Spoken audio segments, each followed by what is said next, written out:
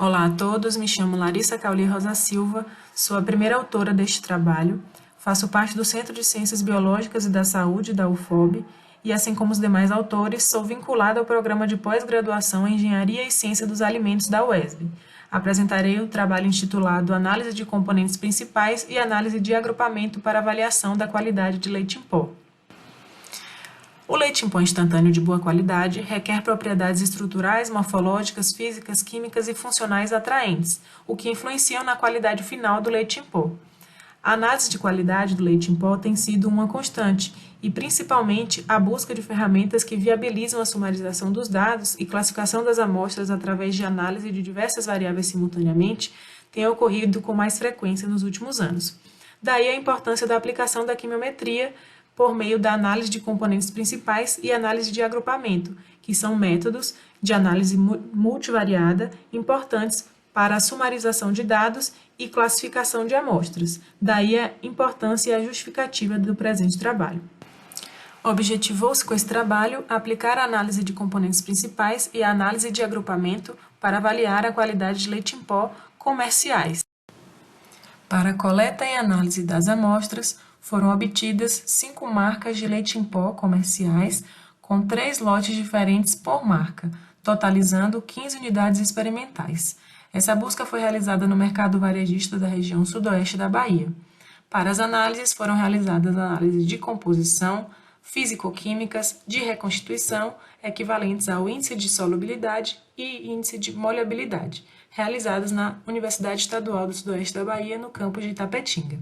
Foi realizado, então, o método gravimétrico para análise de umidade e cinzas, para análise de gordura, o método butirométrico, de proteína, o método microquildo, para análise de acidez, o teste de acidez titulável, o teste de índice de solubilidade por meio do resíduo insolúvel e o método de molhamento estático para análise de molhabilidade.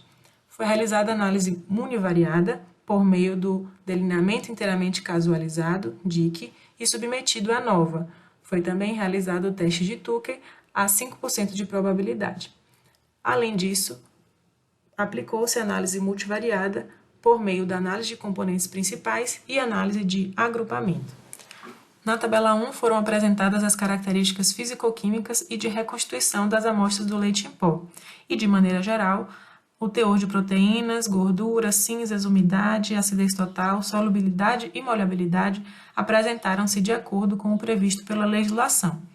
No entanto, foi observada uma diferença significativa em relação ao teor de cinzas e o tempo de molhabilidade, que é permitido pela legislação abaixo de 60 segundos. Observou-se que a diferença principal foi encontrada em relação à amostra A e à amostra D, que apresentaram um tempo de molhabilidade maior que os demais. Além disso, observou-se também que cerca de 40% das amostras apresentaram inconformidade com a legislação, em que o teor de umidade ideal é que encontre-se entre abaixo de 3,5% e o teor de gordura menor que 26%. Esses valores foram importantes para também avaliação por meio da análise multivariada. Realizando a análise de componentes principais, foram obtidos os scores referentes às variáveis de qualidade do leite em pó. Foram necessários 2 componentes principais para explicar a variabilidade dos dados originais, em que o componente principal 1 correspondeu a 95,30% desta variabilidade e apresentou correlação significativa com a molhabilidade, enquanto que o componente principal 2, 4,65%, e apresentou correlação significativa com a gordura. Percebeu-se a separação em relação às amostras, às marcas comerciais, principalmente em relação à molhabilidade, em que, com relação ao que foi observado na tabela 1, observou-se a separação das amostras A e D, principalmente, que apresentaram maior molhabilidade, enquanto que as demais, quanto menor o componente principal 1, menor a molhabilidade.